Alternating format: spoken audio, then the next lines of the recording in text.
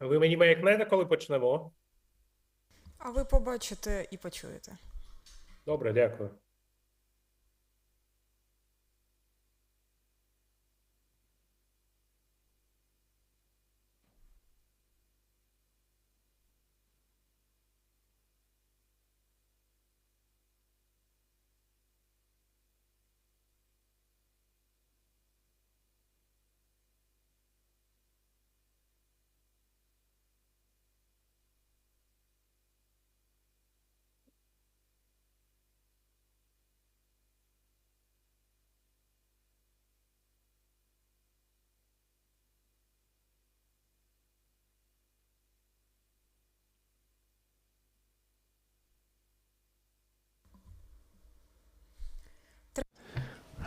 The 3rd of December, Media Center Ukraine goes on with the work. We'll talk about the work of Metallurgy Enterprises. We'll have Oleksandr Kalenkov, who's head of the Association of Metallurgists and Miners of Ukraine.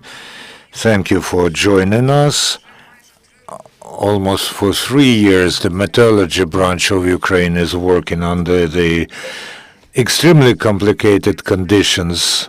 So what are the results of the work of the branch in this, of the industry this year? What are the results as compared to the previous year and before the full-scale war? Thank you very much. We have to understand what we are comparing to. For the Ukrainian military-industrial complex, the war started in 2014, just as for the entire country. And the Ukraine has produced almost 42 million tons of steel in 2008.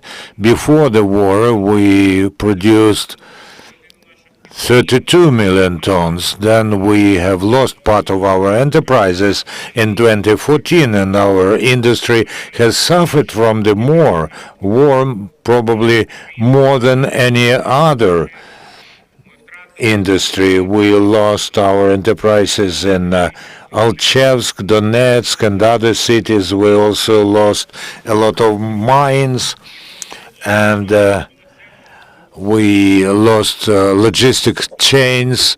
Our industry has applied a lot of effort to work.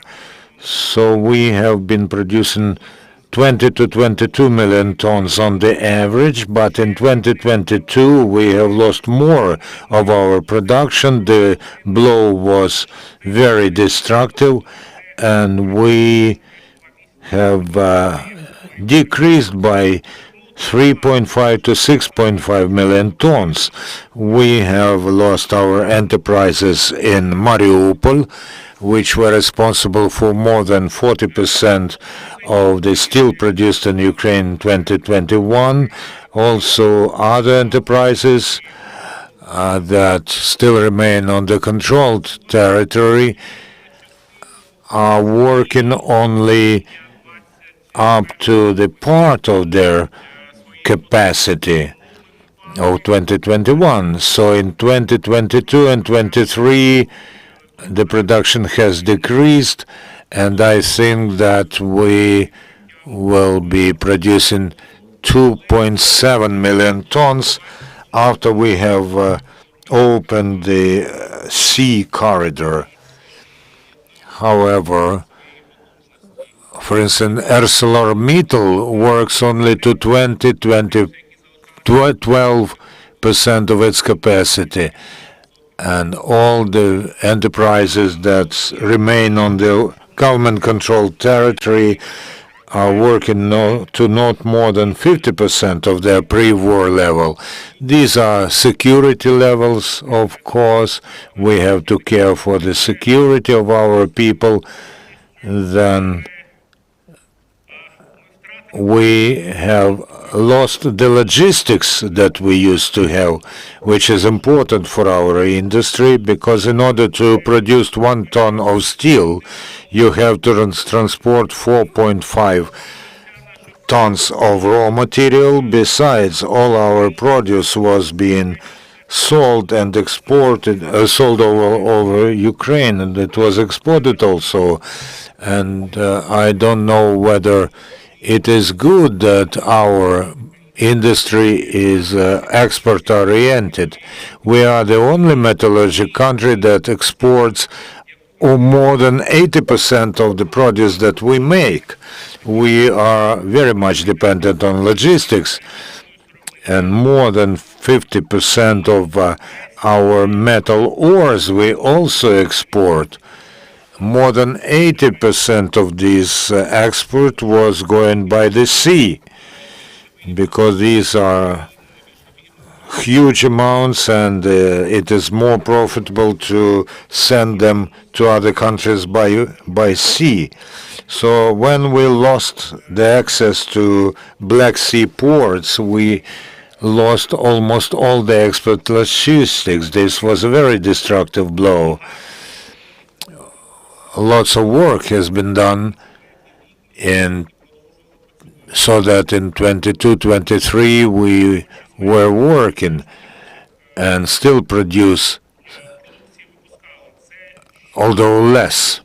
It is also important because even during the months when our enterprises were working to 12 to 15% of their capacity, the stuff was there, people got their salaries in full, and it is understood for us that we've been living for almost 3 years in the survival regime.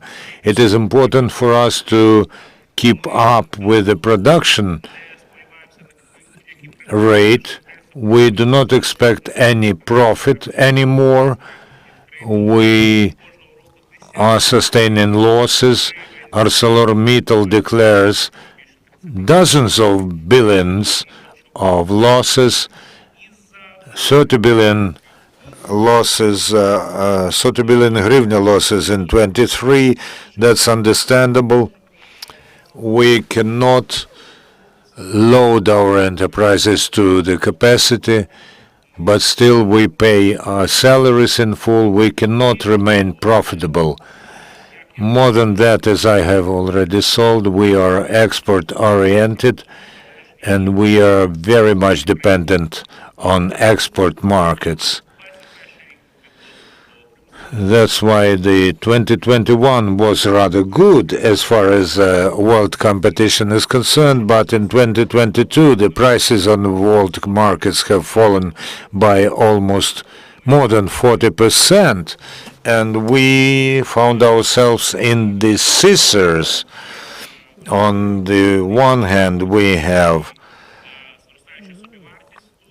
improbably rising cost of production. On the other hand, we have the falling prices on world markets. So we are losing our level of competitiveness.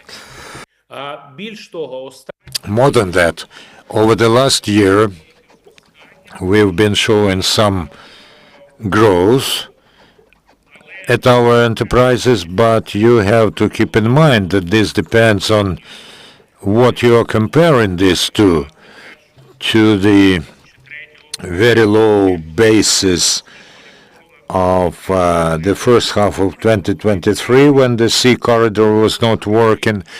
It was conditionally opened in August. However, it really started to work by the end of the year. So since the beginning of this year, we've been showing some growth in producing steel, but they will still be falling.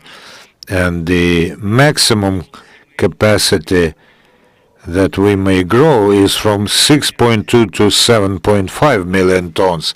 This is not much, and we thank the Ministry of Infrastructure and, of course, our armed forces that are providing relative security for sea transportation. There's another challenge that the entire country faces now, and the entire industrial complex, is the power outages because of the constant shelling and bombing of our energy infrastructure. How the metallurgical enterprises cope with this? How have they adapted for this? Believe me, this is not the only challenge that I have omitted. There's a lot of challenges. Security factor, logistics, the impossibility to use the sea logistics to the full, and of course you are right in saying, in telling us about major kinds of raw materials and energy power. In 2021, for instance, all the metallurgy enterprises, including electricity, electrometallurgy, and they were consuming something like 60% of the entire power produced in Ukraine, consumed in Ukraine. So this is important for us. And we have the ongoing cycle of production. This is not the production where you can switch off when there's no electricity and then switch it on and it will work again. If the electricity is lost suddenly, this may lead to ruination and environmental disasters. Besides, to relaunch the enterprise is very, very costly. So we are in the situation when we cannot allow ourselves to stay idle, like for 4 or 6 or 10 hours because there's no electricity. If there's no electricity at the enterprise, this means the enterprise will be ruined. So every enterprise has done a lot to provide themselves for the possibility to switch the electricity to switch to different sources of consuming power from one grid to another, to produce power, electrical power themselves. But you have to understand that this cannot supply for the production. It can only be enough to provide against the ruination of equipment and to protect from environmental disasters, so that our kilns are gradually put into the economy savings regime. The only real source of power for our enterprises is your usual grid. Otherwise, you can only turn the enterprise into producing less and gradually phase it out. So the problem is there, and it's in 2 dimensions. First, you have to provide physical amounts of power. We don't have any alternative in this. If we don't get enough power, we will have to shut down the enterprises. At the moment, the alternative sources of power are enough only for the gradual phasing out of the production at the enterprises. Another dimension is the rise of prices for electricity.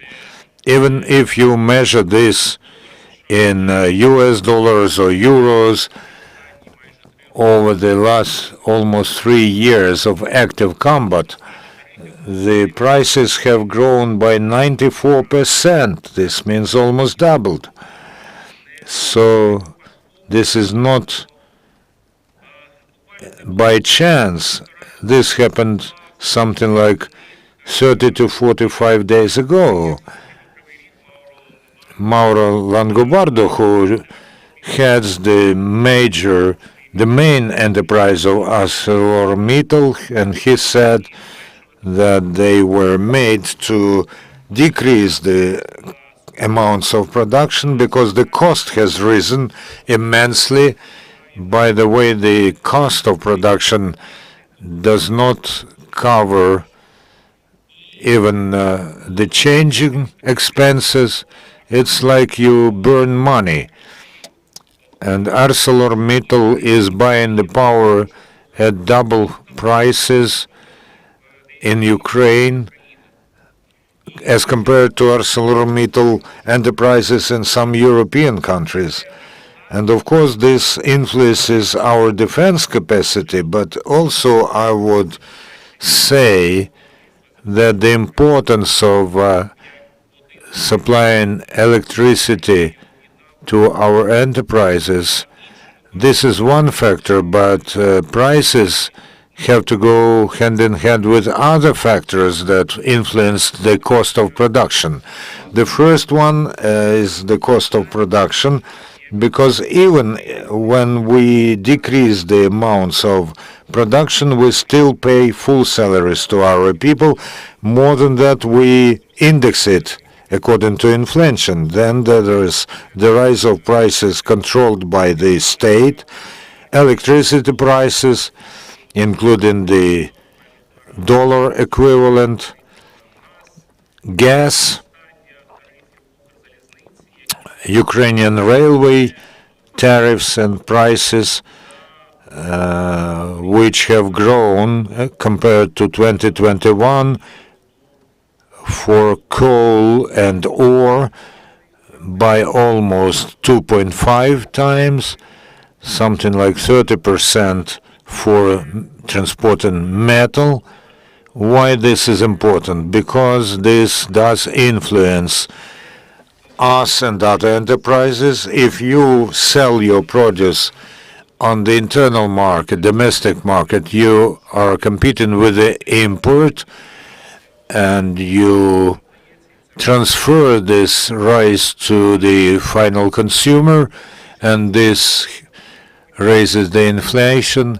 And if you export the produce, then it is out of competition because it is too price costly. The situation of our enterprises for the last 3 years, when we have immense losses and there is no cash, is being accompanied by another factor. In Ukraine, the possibility to get money within the country were always minimal. All our international enterprises are taking loans on international markets. And now, when we are at war, it is almost impossible to do. And the only source of finance is international financial establishments like EBRD. But there was only one instance when Kryvyi Rih ArcelorMittal was able to take a loan of $250 million from the EBRD. Other companies do not have such an opportunity, and this is why we are also, along with other factors, we are in the worst situation. It was worse only in February and March 2022. Again, we may lose Pokrovsk, the city of Pokrovsk now. What are the risks of if this happens? As I told you, our industry has suffered a blow in 2014. We lost the Coxen coal mines, most of them, and the only cluster that was left on the controlled territory was in Pokrovsk.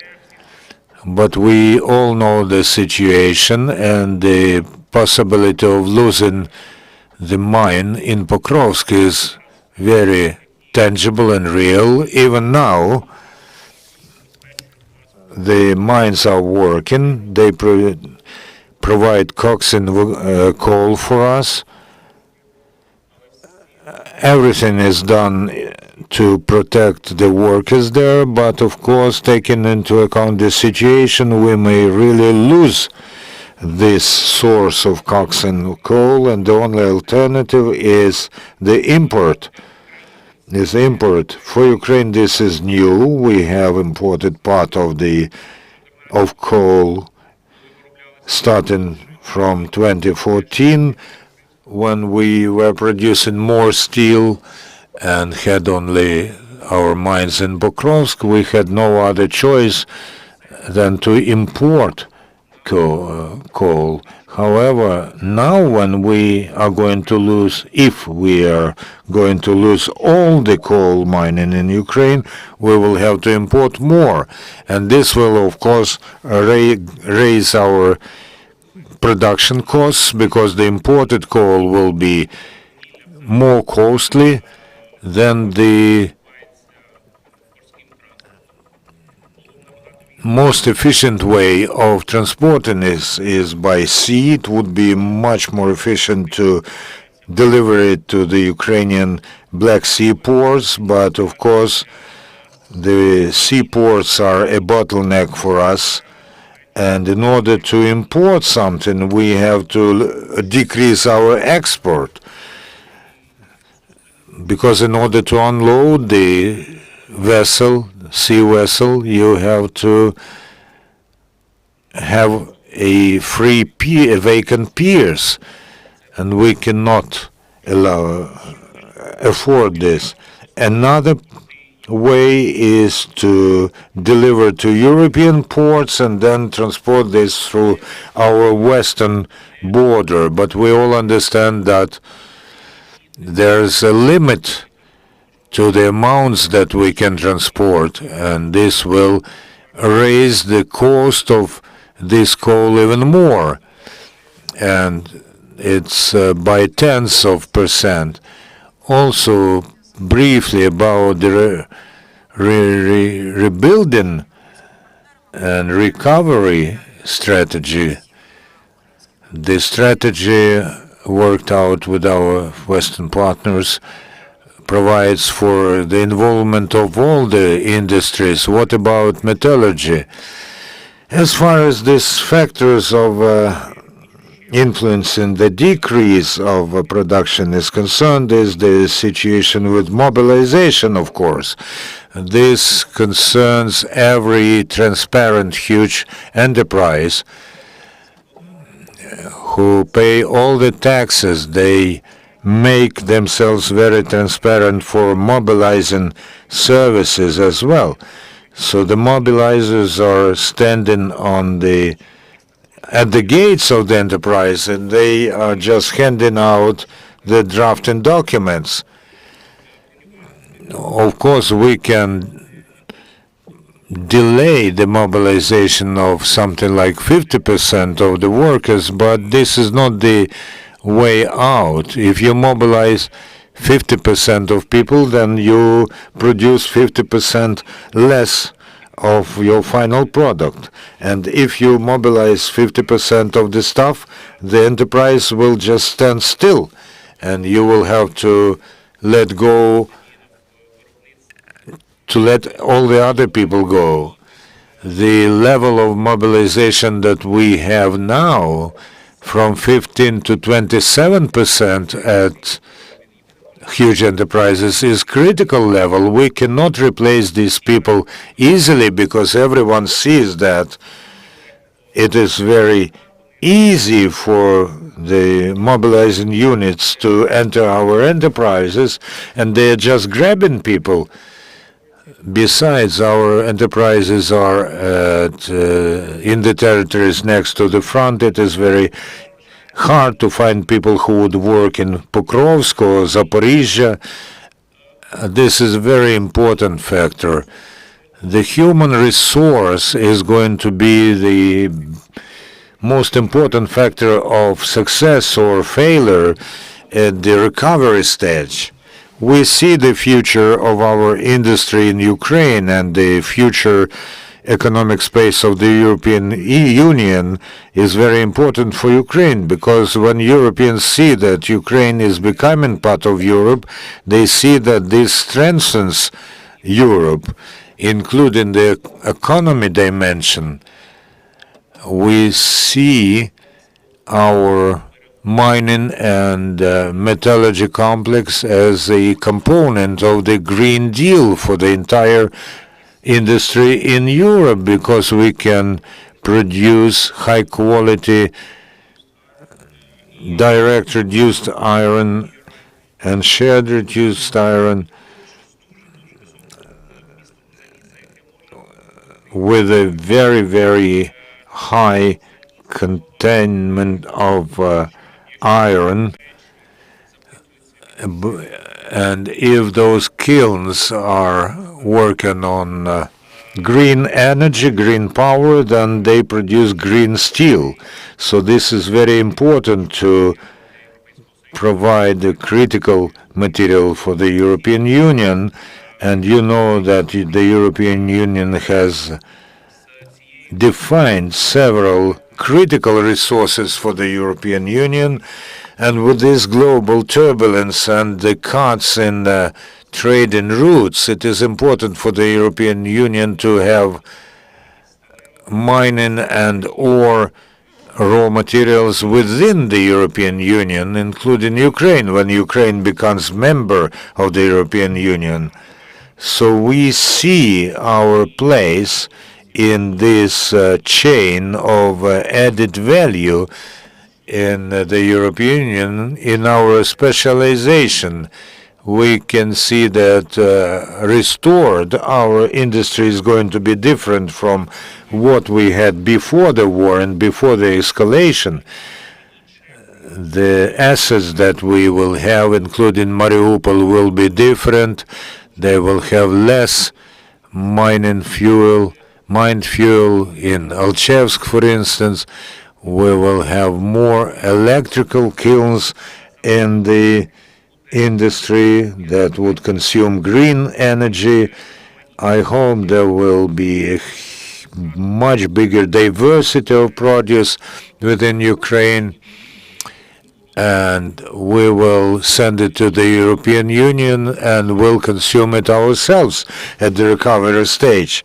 Over the last 30 years, we had a very small domestic market because Ukraine was always underfinanced. For instance, Turkey had the market which was 6 times as big as Ukrainian. So the recovery stage is a huge investment, huge consumption of Ukrainian metallurgy produce. Thank you very much. We talked to Oleksandr Kalenkov, who's the president of the Association of Metallurgists and Miners of Ukraine. In several minutes, we'll talk about the new calendar of fees and the transfer of communities that were under the Moscow Patriarchate.